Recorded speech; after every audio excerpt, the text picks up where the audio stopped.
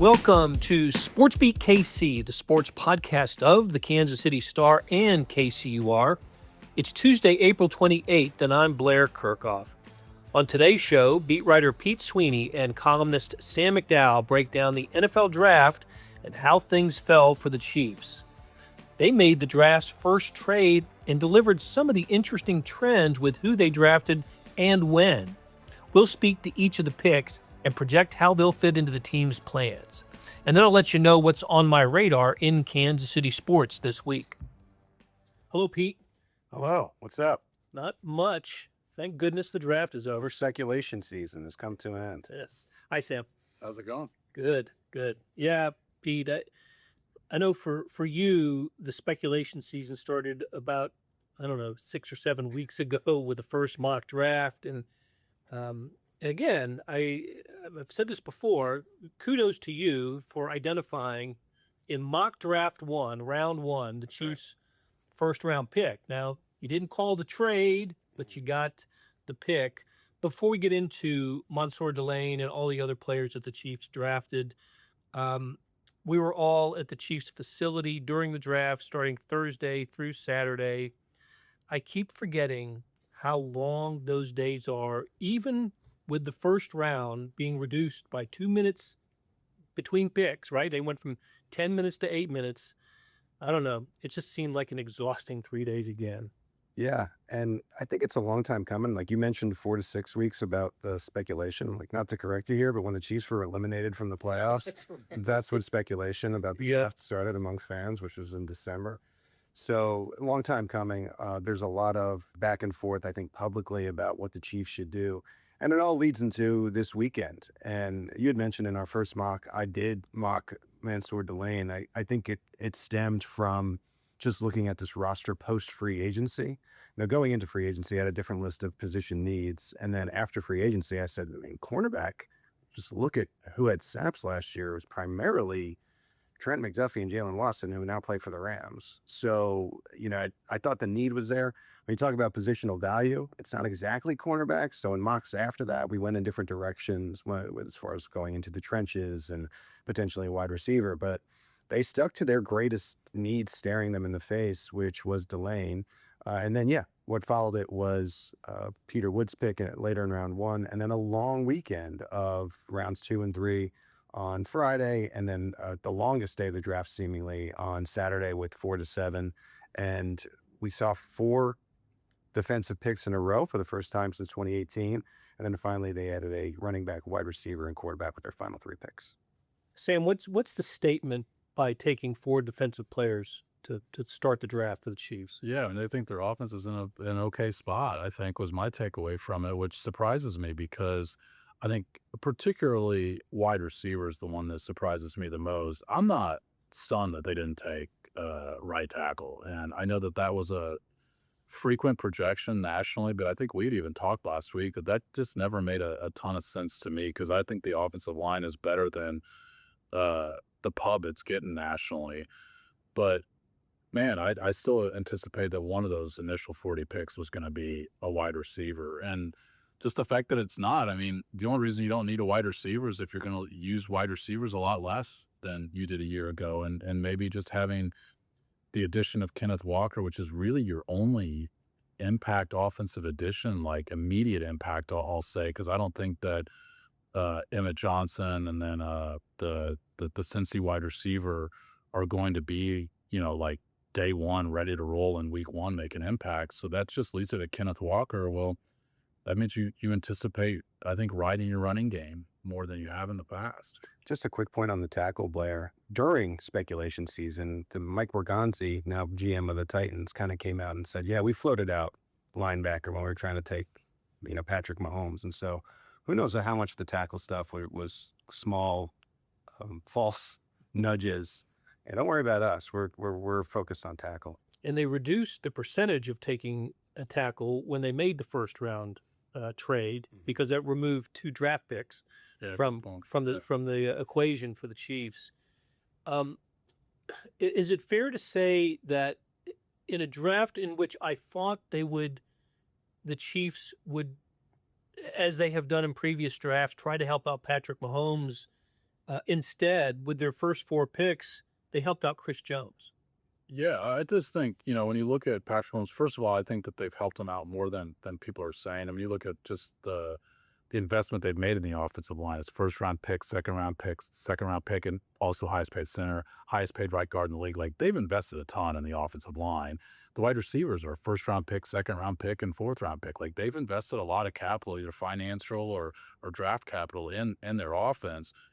But the offense still has finished 15th or worse in scoring in 3 straight years. Like, it needs an infusion. And to me, if it's not going to come from young talent in the first or second round, it's got to come from your scheme. You're going to have to prioritize the way you do things differently, or you're just going to have to get an injection from the scheme itself. Like, that's because this team can't make a Super Bowl with their offense finishing 15th in scoring again. Like, I just think 2 years ago is going to be viewed as an outlier when we look back at it. I think sometimes moves speak volumes, but also non-moves speak volumes. And I thought that this plan said a lot about how the Chiefs feel about Xavier Worthy having a bounce back season.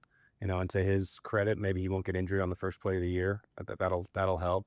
And then Rashee Rice staying healthy, staying problem-free off the field, and really bouncing back to be the player that they thought he would be entering last year. Now, finally, he won't have a suspension. In theory, right, we'll see. He could play 17 games this year, and who knows what those numbers look like, but I think it is a vote of confidence for those 2 players, Worthy and Rice, and I guess you can even sprinkle in some confidence in Tyquan Thornton as well. I agree with that, but let's point out the risk in that. Rashee Rice has played 12 of the past 37 available games. That's a fact. That's stunning. It's stunning. Yeah, I mean, when you include the 3 playoff games he missed in the 24 season. Xavier Worthy did get hurt on the first series of the season, and the knock on him coming out of the draft was that his body is thin enough that he might be susceptible to injuries. So, like, I agree with Pete. They are pushing a lot of faith in those 2 players, but it's a risk that those are the 2 players that now become such a focal point that they're really dependent on those 2 guys coming through for them. I thought one of the Chiefs' biggest problems a year ago was the inability to get a pass rush without a blitz. Oh, absolutely, yeah. And so, taking Peter Woods with the late first round was 29 overall, and then the next pick coming back with our Mason Thomas, the rush end from Oklahoma, spoke to that idea that this is a team that has to figure out a way to get pressure on the quarterback rushing 4. It just did not happen last year. Yeah, that was one of the things that I thought Andy Reid, the 3 of us, I feel like, speak Andy Reid because we hear him talk so much, to where maybe from the outside this wouldn't have appeared to be that big of a deal. But it was about midway through the season where he had said something to a question I asked about they weren't making the quarterback uncomfortable. And that was about as much as he'll complain about the performance of any unit that he has. Like a 10 on the complaint, even though it's a small issue. It's an obvious thing, too. I mean, the data is completely supportive of it, which the data is that they finished 19th in the league in pressure rate, despite finishing 3rd in the league in blitz rate. And so, like, you constantly bringing up extra numbers. I don't think you can put as much stress on your back end this year because you don't have Trent McDuffie and Jalen Watson, to where you're going to have to get pressure with just bringing 4. And I'm more fascinated. Hear what you guys have to say about this, then I'll speak a little bit more, because I'm fascinated about the type of rushers that they got too. Well, I would say, and you're here with star columnist Sam McDowell and beat writer Pete Sweeney. I would say as just as an overall trend, but especially in R. Mason Thomas and Mansoor Delane, how speed was the critical quality here over size. Yeah, and that's the case with Woods too. And Woods with his footwork. Yes, which is ridiculous to say about a guy who's 298 pounds, but that's below average for the position that he plays at defensive tackle. I think some of us had thought if they went defensive tackle, I thought maybe it'd be Layer and kind of a run-stopping ilk, not somebody who they thought could get to the quarterback quickly. Chris Jones's contract is interesting after this year, to where I think it could be harder to fit under the cap with absent either a restructure or something else. But I think when you look at their defensive picks, they are saying they need to be faster on defense, and that's faster overall.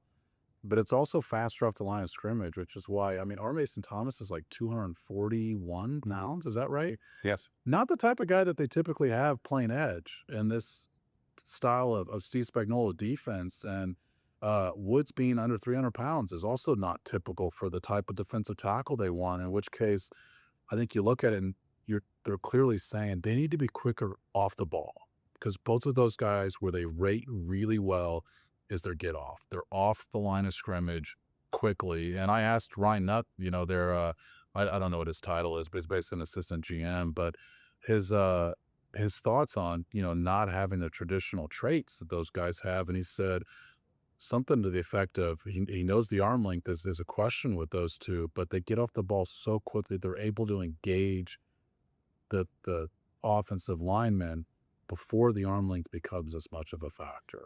I think about Nick Benito of the Broncos, and I turn my attention back to the Chiefs, and other than Chris Jones, when he's having a great game, how often do you see a Chiefs defensive lineman and one of those snap your fingers and he's to the quarterback? I mean, it just doesn't really happen in Kansas City. And I think over the last 2 years, they've been building towards maybe that happening more again. I think about Ashton Gelati as a player that's going to have to take a step forward.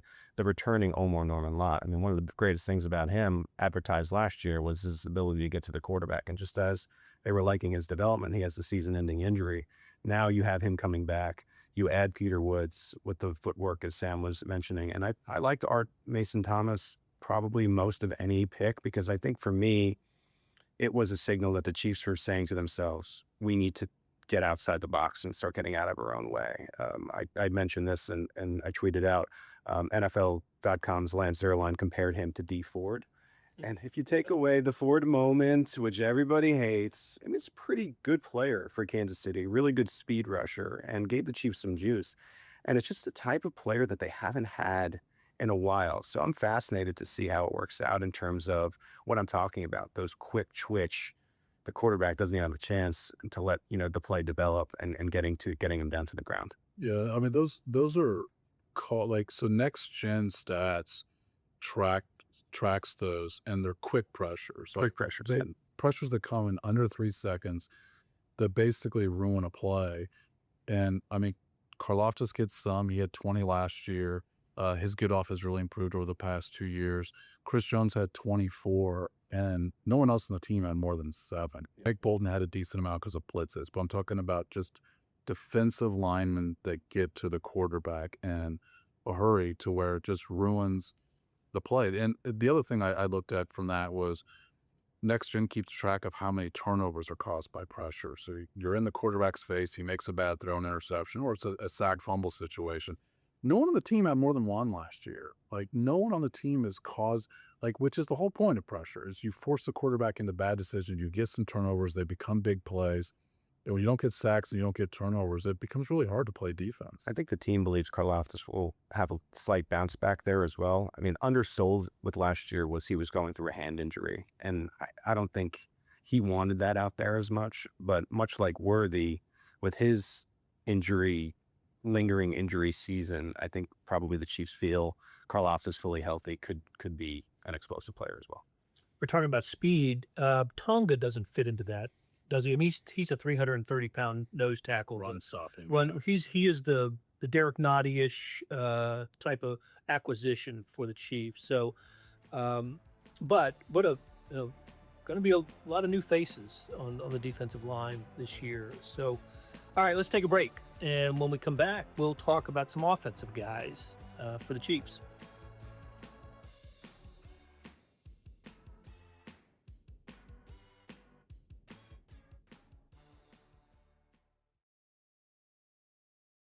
We're back on SportsBeat KC, the sports podcast of the Kansas City Star and KCUR, with Chiefs beat writer Pete Sweeney and Star columnist Sam McDowell.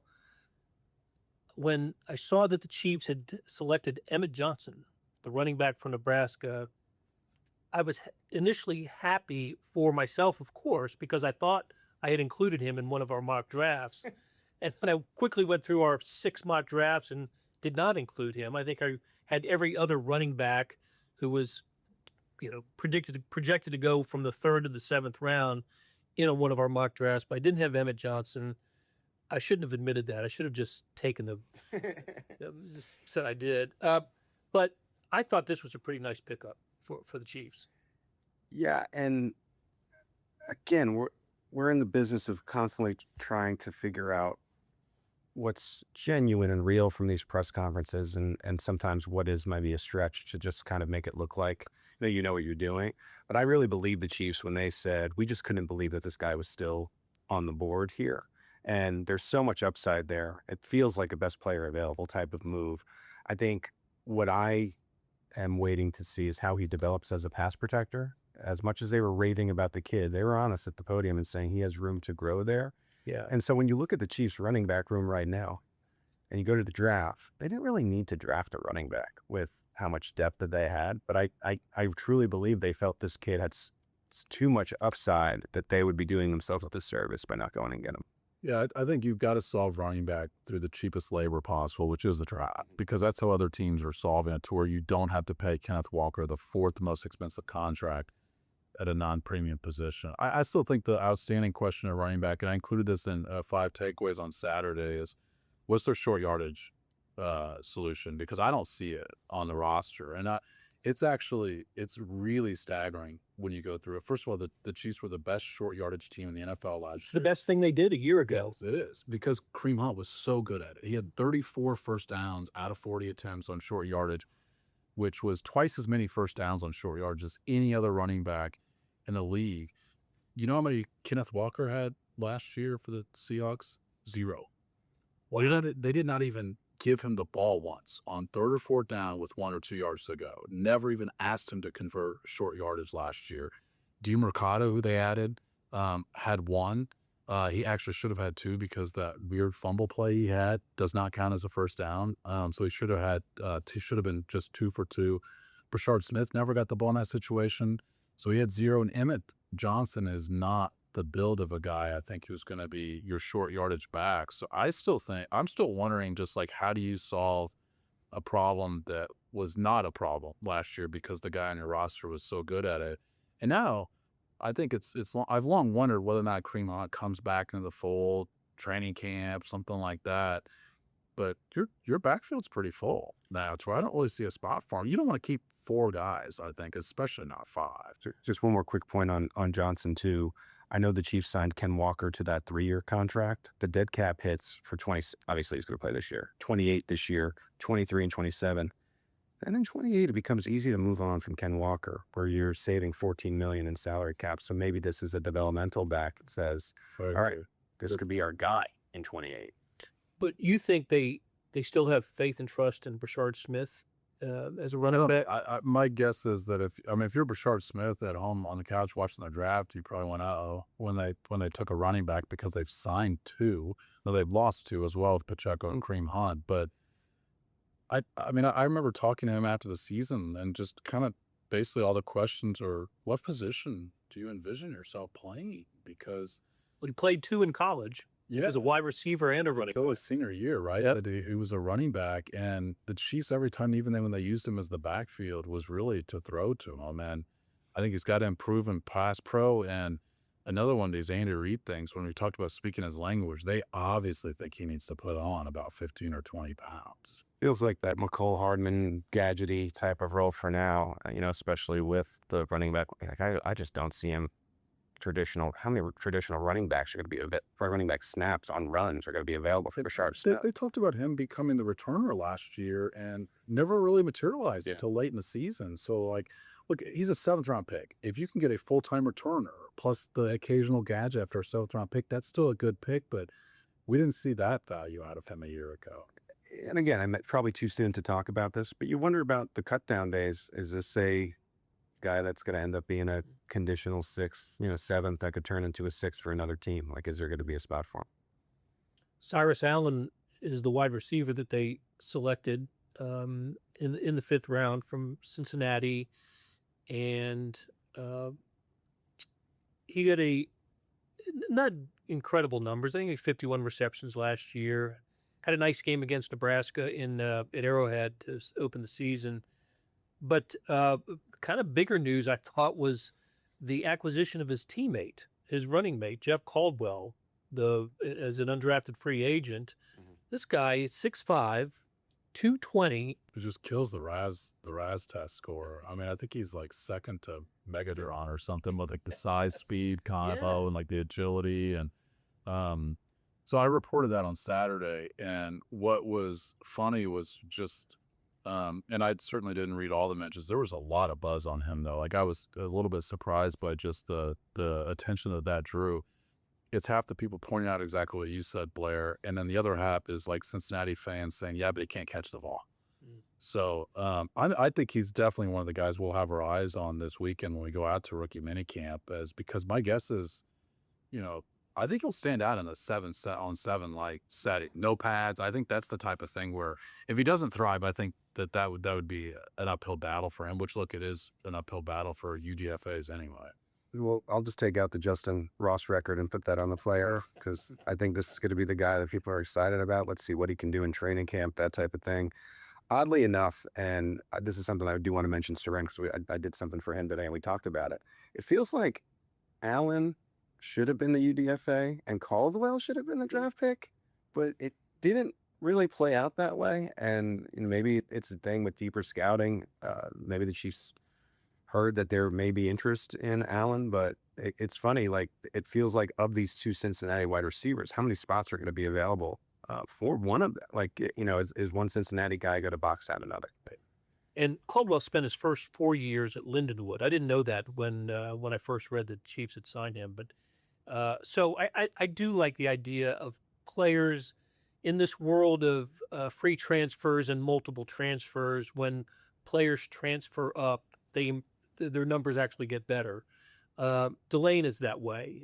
Going 3 years at Virginia Tech, and then he had probably his best year in college at LSU last season against presumably a better competition in the SEC.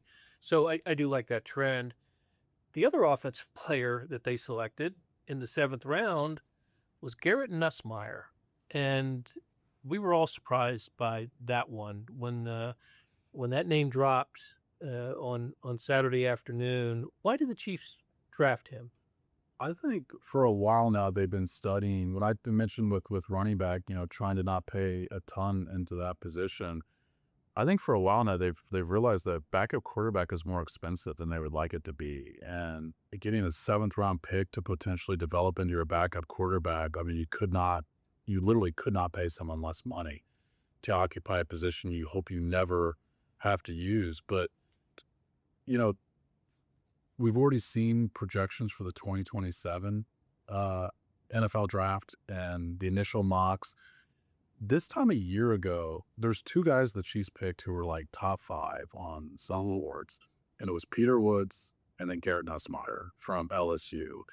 And I think they got into a spot where they said, why not take a flyer on a guy who 2 years ago looked like he was trending to become a top 5, potentially even 1 overall pick, but just had a bad year at LSU. LSU had a funky season. I mean, they obviously fired their coach midway through the year.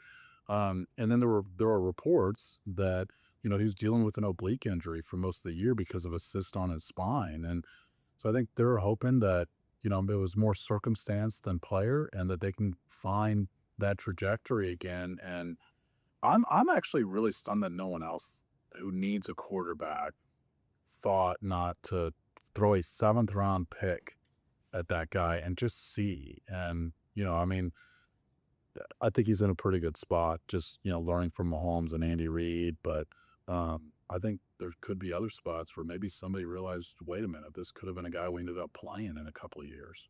I just thought that this is the place to take a tackle. The last pick, and but Nussmeier seemed really happy when we talked to him on Saturday. Had the Chiefs hat on, and I think he was staring at not getting drafted. Yeah.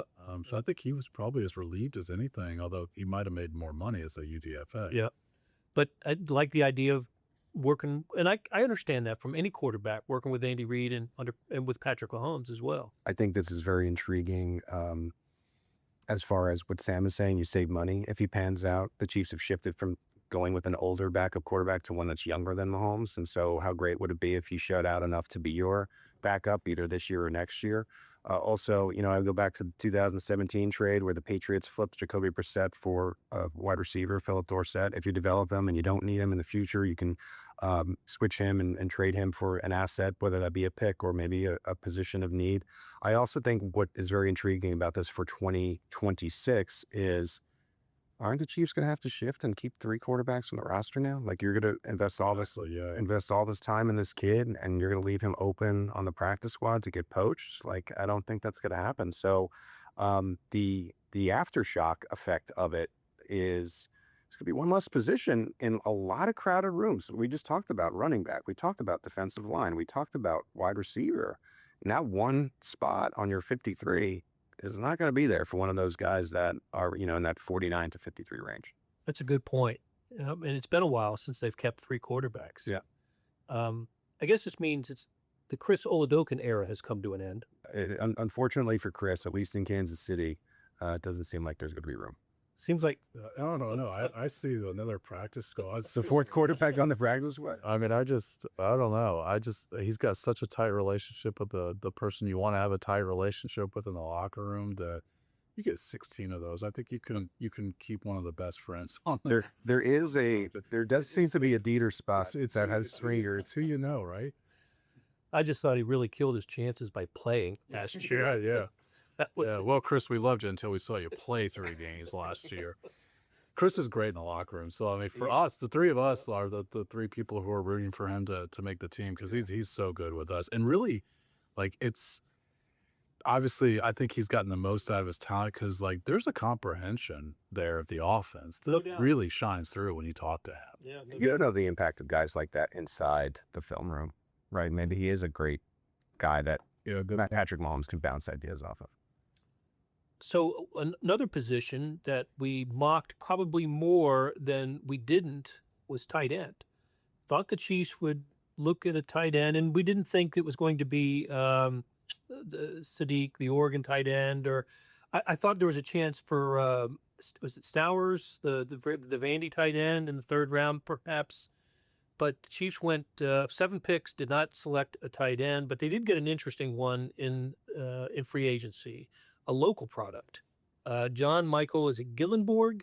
Yeah. Rutgers Tide kid that went to Wyoming. He's also another Raz guy that is really good on the athleticism scores as far as his size and speed combo for a tight end. I'm with you, Blair. I thought that this would be a draft where they looked for one. And look, it could have been, and it just didn't fall their way. My guess is that when they saw Evan Johnson still available in the 5th round, that altered some plans, and that running back became the thought just because he was their highest graded guy left on their board.